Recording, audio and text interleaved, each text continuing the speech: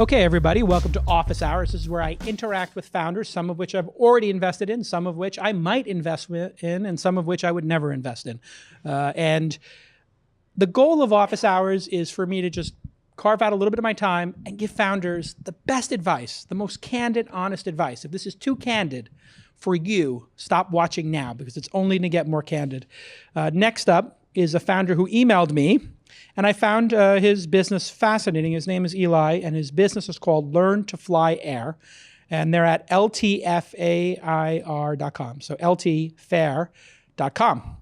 Learn to Fly Air. I know what you do. You basically have 4-seat planes that you might learn in. I guess like a Cessna, what do they call it, 172 or 174? Cirrus SR-22. Oh, the Sirius with the parachute. That's right. I love that plane. That is the CEO plane. That is the plane that CEOs buy and then wind up flying into weather and pulling the parachute on and destroying a $500,000 plane. We want to train them not to do that. Got it. But they're actually pretty amazing planes. And your concept here is they can take flight lessons while they're going to a meeting. That's right. So it's super efficient, and it's a bit of a hack, isn't it? What's the hack in this business? It's an interesting description, hack. I think it's apropos. Flight instructors have been going on trips with their students forever. It's a logical, great place to learn the lessons you need to be a good, safe pilot. The hack part is, we're working with the FAA. The FAA is a great organization, all about safety, all about consumer advocacy. And so they're interested in making sure that operators sell what consumers understand they're getting. And so what we're not providing is a charter service. So we have to work within the existing regulatory body and advertise and provide a real, safe, low-stress, educational flight lesson to legitimately operate. And therein lies, the hack. We have to provide real education while you're going from A to B. And why not just provide a charter service? Great question. Charters operate under a different area of FAA regulatory code that is far more comprehensive and far more expensive. Got it. Which makes it, from a price perspective, unaffordable to a mass public.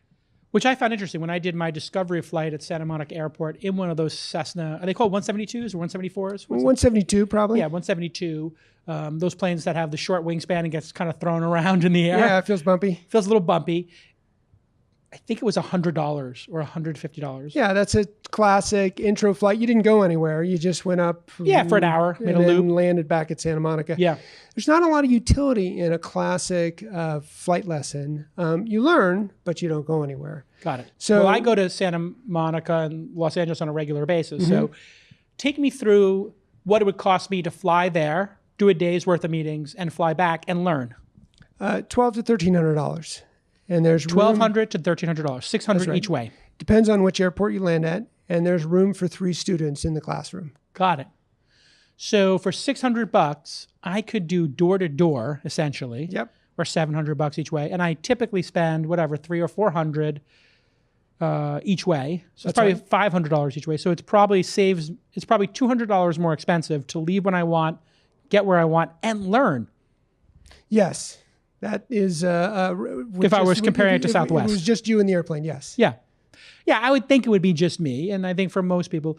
So, and then for the instructor, take me through the economics of the instructor. Well, the key here in the business from a profitability and providing real wages to instructors is network efficiency. So we need to schedule out and have customers in a variety of locations so that we can optimize. No, I get the market thing. I'm talking about, take me through one flight. If I had that same instructor just fly me around for an hour and a half twice, which would be, 2 lessons, what would they have gotten paid versus flying me down there for the day and flying me back?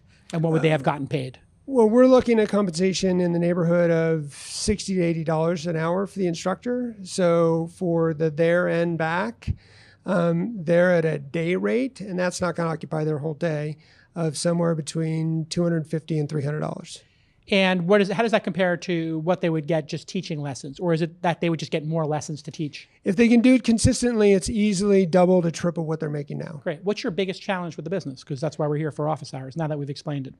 The biggest challenge with the business is the regulatory hack element. Yeah. So when we talk to investors, they like the consumer experience, they like the pricing, they see the value, and they understand the operations that we've done to date.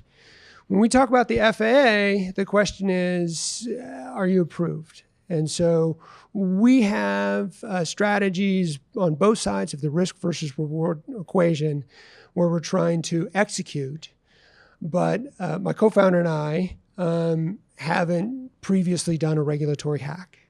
So how do we connect and work with angels, or do we need a different founder that's got regulatory hack experience? Do we need a particular brand of angels, or do we need to educate them? What works?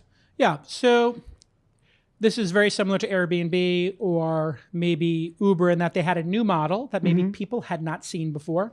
Same thing with crypto doing ICOs. And so what you have to look at in this case, when I look at things that are either bending regulations or reinterpreting them or just innovating on them, right? So I look at yours and I see a virtuous innovation. I would actually like to learn. I would love to learn to fly, and I would love to have a private jet, or a private Cirrus to take me to Santa Monica on Wednesday when I go. Okay. That would be actually a cool experience for me. And if it was $1,200, I might actually consider it, because it's pretty much inconsequential to me if I pay $800 or $1,200, right? And I think probably most of these high-end consumers you're going after would love this experience. And I don't think it's disingenuous. So I don't think people are going to do it and then fall asleep and want to sit in the back seat and not take the lesson. I think if they're going to be in the plane, getting a lesson is kind of fun. Right. Sitting up front, it's a peak experience. It is a peak experience. It's fun, it's engaging, it's memorable. So I don't see it like crypto where you're like, I'm doing a utility token and you're going to pay me for my utility token. And utility tokens are not securities, even though I'm buying them I'm selling them to people I don't know and doing FOMO marketing, right? So a lot of times when I look at this, I try to interpret, are you on the good side or the bad side? And what I mean by that is, are you out for yourself with this innovation, or are you out to make the world better and a better consumer experience? Right. Yours is clearly in the latter. You're making a better consumer experience. Why not combine a trip I have to take with learning? It's just efficient. It's brilliant. No person, FAA, charter company, nobody would look at that and go, oh, they're just trying to screw people over. In this case, nobody's being screwed. Everybody's a winner. Right. If you look at the ICOs, it was very clear that they were going to screw the people who were sending them money and that they were breaking the regulations in a major way. You're not breaking any regulations. I know people who take lessons and who the point of them having a charter is for them to get hours. And they're using going to Tahoe as a part of their training. Right. They get to land at a new airport. So I think you're so far on the good side that I think most angels will get it. And I would not present it as a hack. I'd present it as an innovation. Okay. And I would work very hard with the FAA to inform them of what you're doing and to make friends with them. And if you look at what Naval did with AngelList, and I think the folks at Funders Club and Seed Invest also were part of this, they went to the SEC and they said, here's what we're doing. Hey, we're just informing you of what we're doing. We want to be upfront with you. We're going to you saying, hey, here's why this is a good idea. And then some of the scooter companies did that. Some of the scooter companies didn't do it. I like the companies doing that because it just reduces risk. And in today's day and age where technology companies have had a little bit of a bad reputation of being a little too aggressive in innovating, I like the idea of in 2019 and going forward to informing them, asking them for feedback, letting them know, and really crossing your T's and dotting your I. I think having a good law firm is a good start who, handles education, and then maybe being affiliated with instructors who have a great reputation. So this is a super hack. If your instructors worked at the FAA before, right? They worked at the regulatory organs and now they're training. When the FAA comes and says, hey, Joe's there. Oh, Susan's there. Great.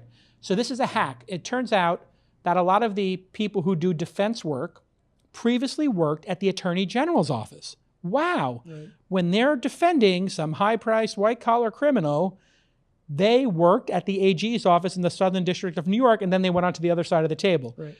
Just like, hey, I was a founder and now I'm an investor. I've been on both sides of the table.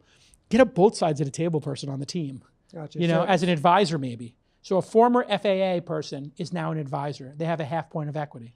Make sense? Yep. That's a couple elements that we're currently executing today. That'll be enough. Falls squarely in what you just described. The instructor one is an area we can focus more on. Yeah, at this point, you don't need to make a profit off of each one of these. If you overpaid to get some killer instructors and you pitch this as an elite product, high-end product, then I think it's going to make it even safer. You're saying, we're not trying to take Southwest passengers. We're going after CEOs, venture capitalists, high net worth individuals who genuinely can afford to buy this plane, who genuinely want a career as a charter person. They've expressed this interest. So when you get people to sign up, you could ask them, is your primary interest commuting or learning or both? Right. If they say their primary interest is in commuting, then you don't let them book. Right. We have a charter service we can... You redirect them to that. Perfect. Exactly. If you do just that, then you have this massive cover. You say to the FAA, look, on the form, you have three choices. A, I'm looking for a charter service. B, I'm looking to learn. C, I'm looking for a charter service that allows me to learn at the same time. B and C, we think are fantastic. A, we redirect them to a charter. And we tell them they sit in the back seat, they can sleep, and they don't have to do this. Yeah, we've conceptualized we'll have customers that we'll have to fire. Yeah. Because they won't want to learn. Absolutely. And then what you do is you have the instructors rate the student. How much do they pay attention? And then you tell the FAA, look, if they say they paid full attention, partial attention, we're not attentive. If they paid full attention, we do them again. If they paid half attention, we let them know they need to pay full attention on the next one. And if they didn't pay attention, we tell them that this isn't the right service for them and we redirect them in the future. Correct. Yes. Perfect. Absolutely. You're good. Love your business. Okay, excellent. I'm excited about your business. I want to know when you get to 10 or 20 of these a week. Where are you at now? 6, 7. Perfect. Like I said, when you get to 10 to 20 a week, then it becomes real. Let's keep talking. It might be something that we would fit into the accelerator. Excellent. All right. We'll be right back.